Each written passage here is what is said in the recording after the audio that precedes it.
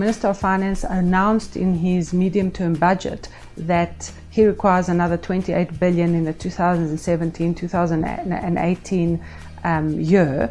Now, the question around this time of year, pre-budget, is where's this going to come from?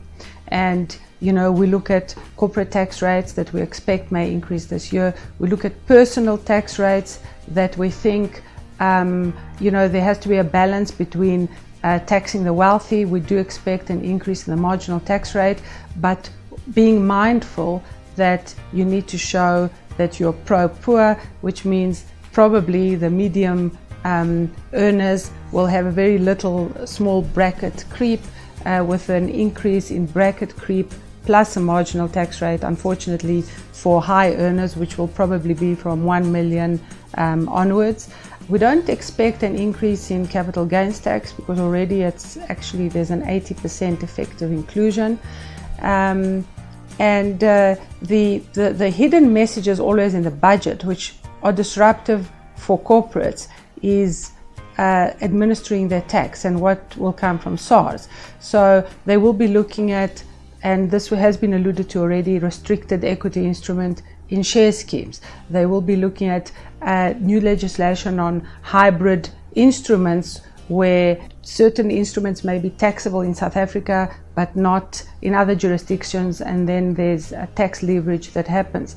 The interesting thing and the obvious thing that I think most of our clients have realized is that they can expect a lot more queries and a lot more challenges from SARS in all their tax matters, and that becomes what we've seen the biggest disruptor for corporates.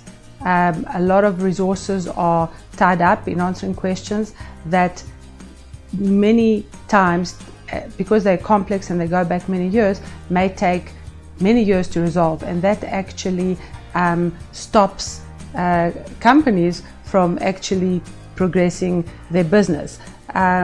We have quite a relatively new Tax Administration Act, which came into play in 1 October 2012. And what I would like to see the Minister say is that there would be amendments to the Tax Administration Act to actually make it more efficient for tax disputes to be resolved. Globally, for global companies, the big disruptor is the base erosion legislation and focus on transfer pricing. There's a lot of regulatory requirements that taxpayers now have to keep, which make doing business globally within your own group a lot more regulated and difficult, and you can expect a lot more challenge from SARS.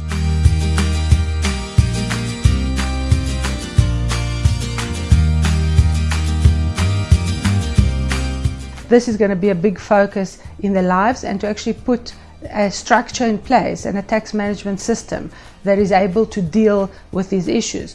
We've recently surveyed global companies in KPMG, and we found that about 20% of companies are already putting specialized global teams in place with special budgets to deal only with SARS queries and revenue queries that they anticipate globally.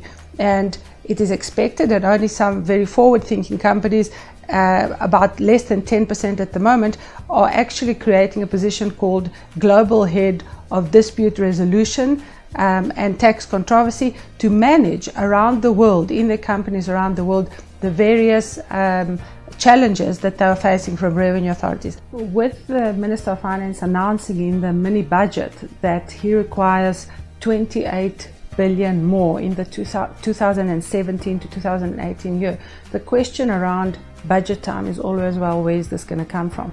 And this really leads corporates and companies to think, well, could tax be a disruptor for us? And what we've seen a trend in the past, say, 5 years, which I think will intensify, where tax queries, audits, assessments, and challenges from SARS have become a major disruptor in conducting business.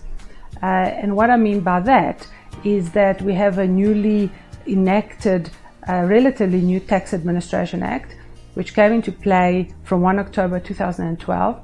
which gives extensive powers to the revenue authorities to really query and ask for information for companies going back to many years. So we're finding many companies are queried for historical transactions, and that's tying up a lot of their staff, is actually stopping future transactions from happening until these disputes are getting resolved. And we're finding that the Tax Administration Act is not sufficiently drafted to allow efficient resolution of the matters.